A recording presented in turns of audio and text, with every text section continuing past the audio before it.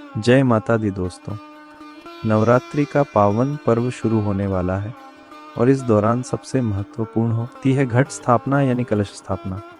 लेकिन बहुत लोग कंफ्यूज रहते हैं, सही मुहूर्त क्या है, कौन कौन सी सामग्री चाहिए और सही विधि क्या है, प्रतिपदा कब से कब तक है। तो आज की इस वीडियो में मैं आपको बताऊंगा घट स्थापना का असली महत्व, सही मुहूर्त, पूरी सामग्री और एक स्टेप ऐसी आसान भाषा में कि आप बिना किसी पंडित के भी घर पर बिल्कुल शुद्ध विधि से पूजा कर पाएंगे। नवरात्रि का पहला दिन सिर्फ एक पूजा नहीं है, ये शक्ति के आवाहन, इन्वोकेशन का दिन होता है। कलश को शास्त्रों में कहा गया है ब्रह्मांड का प्रतीक।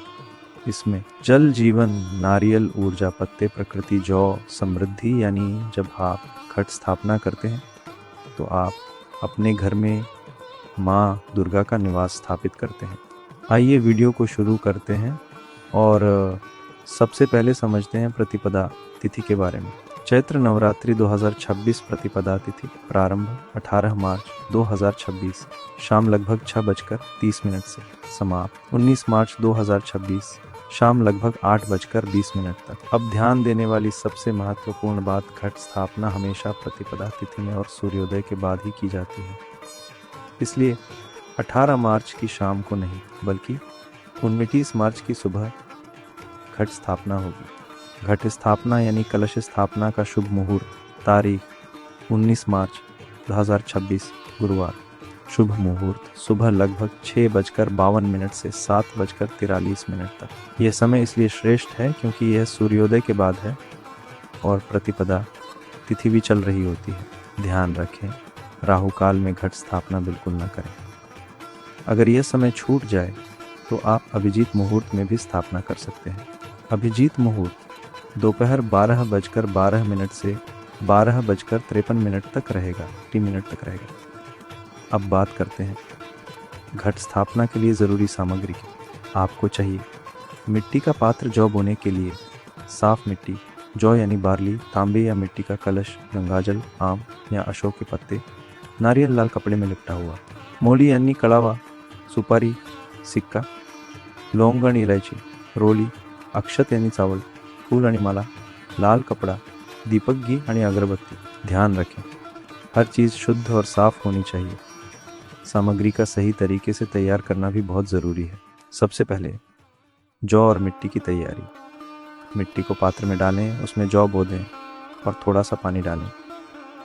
ये उगते हुए जौ समृद्धि और शुभता का संकेत माने जाते हैं। अब कलश की तैयारी। कलश में शुद्ध जल भरें और उसमें डालें सुपारी, सिक्का, लौंग, दुर्वा, अक्षत यानी चावल और हल्दी की गांठ।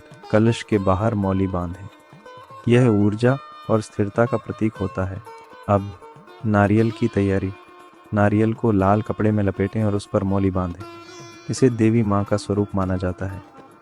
अब सबसे महत्वपूर्ण भाग, घट स्थापना की विधि। सबसे पहले स्थान तैयार करें। घर के मंदिर में या ईशान कोण यानी उत्तर पूर्व दिशा का चयन करें। वहाँ गंगाजल छिड़कें और एक चौकी पर लाल कपड़ा बिछाएं। मिट्टी वाले पात्र को चौकी पर रखें, उसमें बोए गए जौ को स्थापित करें। अब कलश स्थापना। जौ के ऊपर या उसके पास कलश रखें।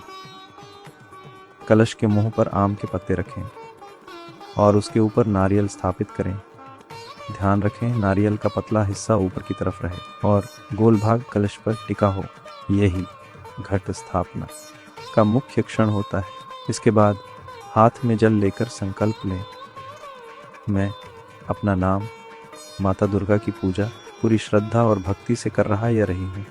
अब मंत्र जाप करें, ओम दुन दुर्गाय नमः। इसे 11 या 21 बार श्रद्धा से जपें। फिर दीपक जलाएं, फूल अर्पित करें और माता की आरती करें। नवरात्रि के दौरान रोज सुबह और शाम दीपक जलाएं। जौ में थोड़ा थोड़ा पानी डालते रहें।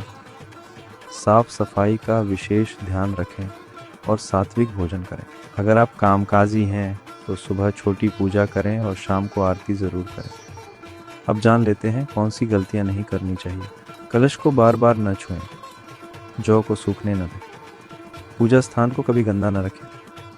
तो दोस्तों, अब आप पूरी विधि के साथ घर पर सही तरीके से घट स्थापना कर सकते हैं। अगर आपको ये जानकारी पसंद आई हो तो कमेंट में ज़रूर बताएं, वीडियो को लाइक करें, शेयर करें और चैनल श्री संकट मोचन दिव्य संवाद को ज़रूर सब्सक्राइब करें।